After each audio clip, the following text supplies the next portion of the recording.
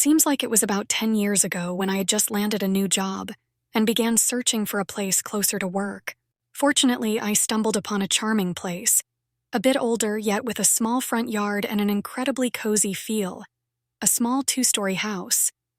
However, the place I'll be living in is the first floor of that house. I really like the place, and the location is perfect for commuting. Without hesitation, I made the decision and promptly signed the contract. Filled with excitement, I finished moving all my furniture and belongings, and suddenly, night fell. The ambiance shifted drastically with the disappearance of the sun that had made our home so warm and inviting during the day. In the pitch-dark yard, devoid of any light, leaves rustled in the wind, creating an eerie and unsettling feeling that sent shivers down my spine. The next morning came and I ran into the couple from the second floor who were coming down the stairs. After exchanging greetings, they mentioned they had also recently moved in. I thought to myself, great, no kids or loud disturbances to worry about. However, my expectations were completely off. A few days later, as I settled into bed, a series of loud thuds and crashes startled me awake.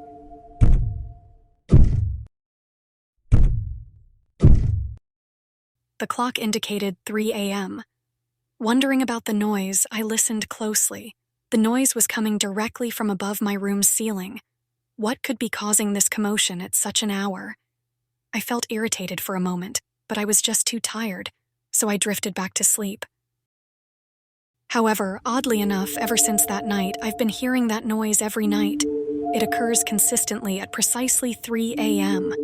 I've wondered what could be happening at this hour. Initially, I thought it might be a couple arguing upstairs, but apart from the thudding noise, there are no other sounds. Hearing the repeated thumping at 3 a.m. is quite unsettling.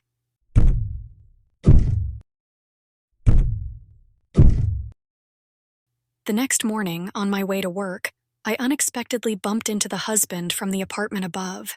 "Excuse me, what's going on every night? There's a loud thudding noise coming from your floor where you live," I complained. But his expression was oddly strange. His eyes twitched and blinked uncontrollably, as if he were trying to hide something.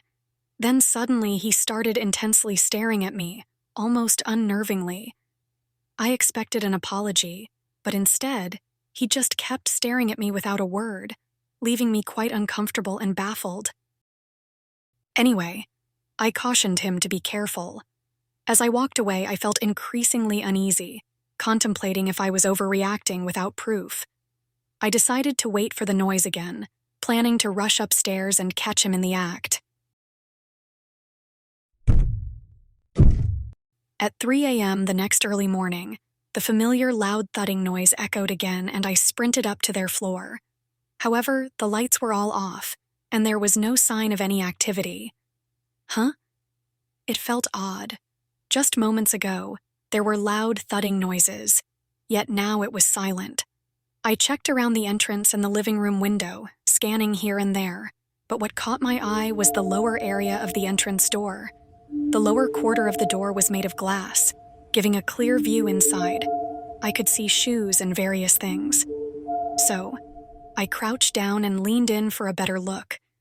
Suddenly, I saw 2 eyeballs looking straight at me. Someone lying flat on the floor was staring right at me. I was frozen, unable to move. However, the longer I looked, the stranger it appeared. I naturally assumed it was the husband from upstairs, but with disheveled hair, a face smeared with blood, and swollen eyes, it suddenly hit me. Oh, this man isn't the husband from upstairs.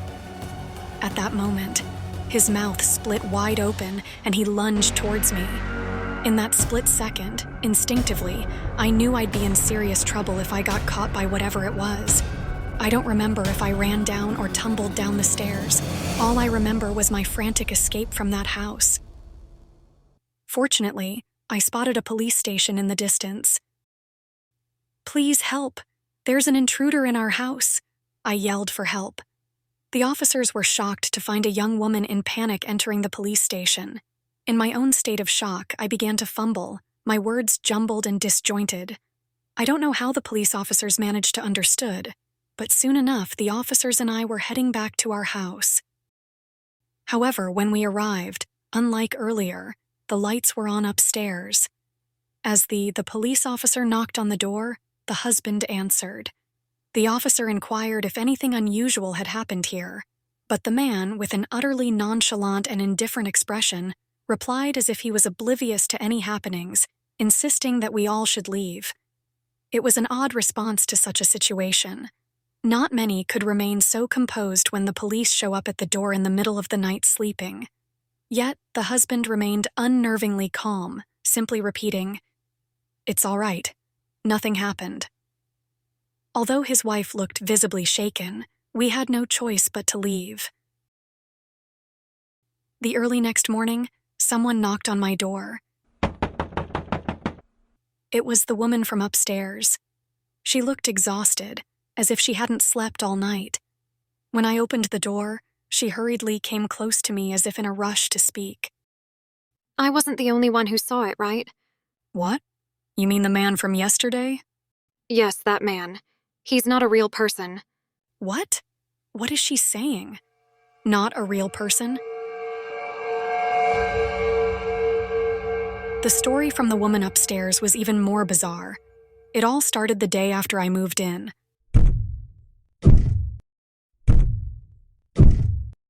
She described it as a strange noise echoing through the entire house, jolting them awake.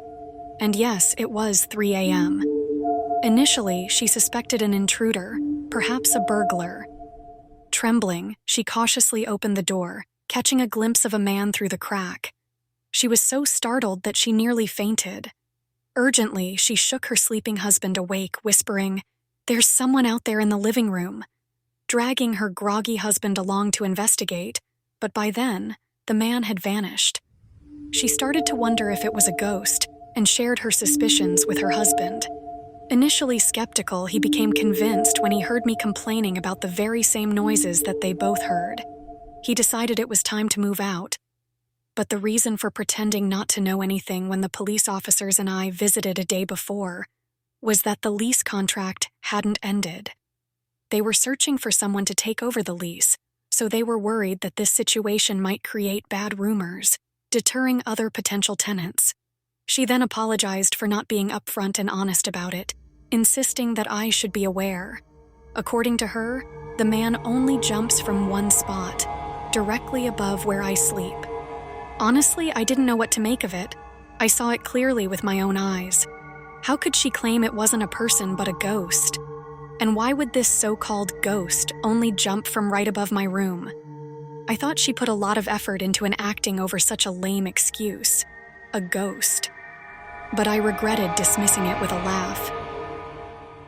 For a while, I resorted to using earplugs while sleeping, trying to ignore the thudding noise. I just hoped things would improve once the couple moved out. A few days later, the couple from upstairs indeed moved out, and I felt a wave of relief thinking, finally it's over. That evening, feeling relaxed and free, I decided to lie down comfortably on the living room couch, planning to watch a movie. I ended up dozing off while watching the movie late into the night, only to be awakened by that familiar noise again. However, this time was different. The noise wasn't coming from upstairs, but from right next door. It gradually got closer, sending shivers down my spine. Unable to open my eyes, I listened intently, and in addition to what I used to hear, there were other noises like swooshing and a heavy dragging sound on the floor, along with thudding noises.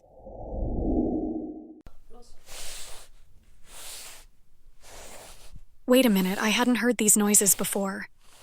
Then, I recalled the words of the woman from upstairs. She said the man was missing a leg. I cautiously opened my eyes and saw a man attempting to walk with just one leg, jumping only with one leg, attempting to walk forward, then stumbling and falling repeatedly. That's when it hit me. The sound of dragging while crawling wasn't loud enough to hear from my room downstairs. As this ghostly man struggled, suddenly he began crawling towards me fast. I was so startled that I fled from the house as fast as I could.